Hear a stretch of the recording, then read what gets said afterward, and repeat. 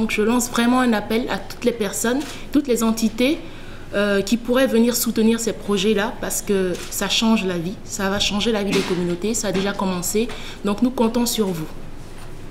Alors pour parler de l'édition 2016, elle est aujourd'hui lancée avec cette conférence de presse, ce lancement officiel.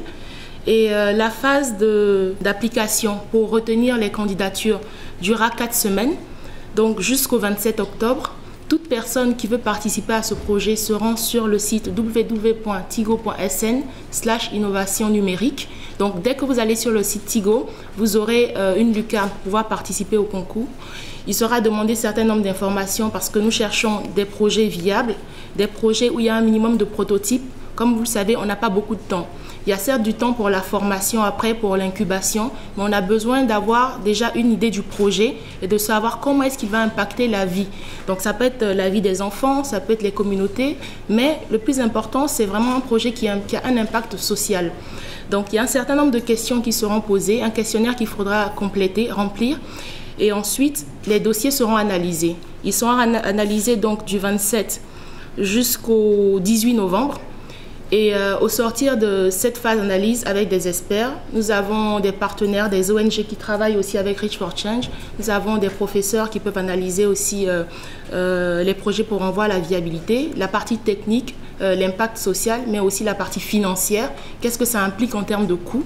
Donc ces éléments à voir ensemble avec des experts pour pouvoir justement choisir des projets qu'on est capable d'accompagner effectivement. Et cette année, on apporte une innovation, c'est qu'on va impliquer le grand public au choix des change leaders. Alors, nous avons une phase de voting SMS à partir du 21 novembre, où nous allons inviter le grand public à choisir les projets. Alors, on part bien sûr de la phase de lancement avec plusieurs projets qu'on va recevoir. L'année dernière, on en a eu 400. Donc, après, on fera un tri de 15 et ces 15 candidats auront l'occasion de pouvoir présenter devant un jury et le jury en présélectionnera 5. Ce sont ces 5 projets qui vont être présentés ensuite au grand public. Donc le grand public pourra retrouver ces projets sur notre site, sur nos pages Facebook, sur tous les réseaux sociaux et pouvoir donner leur avis. Évidemment, il y a une pondération qui est faite, donc le choix du public comptera pour 25% et ensuite le jury comptera pour 75%. Parce qu'en même temps que nous voulons donner au public le droit d'apporter leur point de vue, nous ne voulons pas pénaliser les candidats parce qu'un candidat aurait par exemple du monde qui peut voter pour lui et un autre non. Donc il y a aussi le jury qui va avoir son poids pour 75%. Et à la suite de cette étape, nous aurons la finale pendant laquelle sera annoncé, au cours de laquelle sera annoncé le grand vainqueur le 15 décembre 2015. Alors, sur les 5 personnes qui vont être retenues, 2 recevront le grand prix. Donc, les 20 000 $ que nous donnons, l'année d'incubation avec Reach for Change. Et cette année, Facebook nous accompagne. Pourquoi? C'est un élément très important. On se rend compte qu'aujourd'hui, Jean-Luc en a parlé, pour l'application par exemple, on a besoin de certains outils techniques. Je ne suis pas très technicienne, alors je vais prendre les détails. De certains outils techniques pour développer les applications, pour augmenter la visibilité de l'application. Et Facebook mettra ces outils-là à disposition.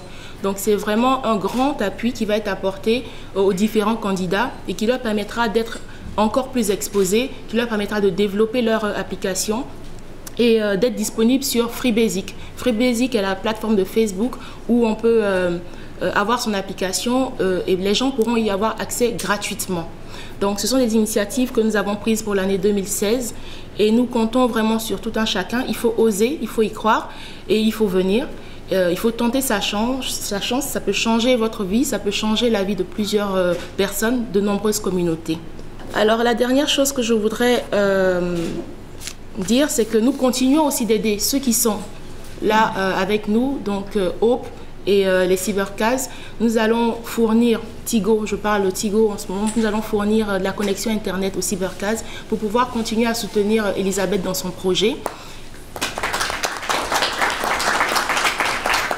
Nous allons aussi accompagner Jean-Luc et Inès dans leur caravane parce qu'il a parlé de caravane de sensibilisation pour les dons de sang, pour la collecte d'informations. Nous allons continuer à les accompagner dans cette démarche aussi.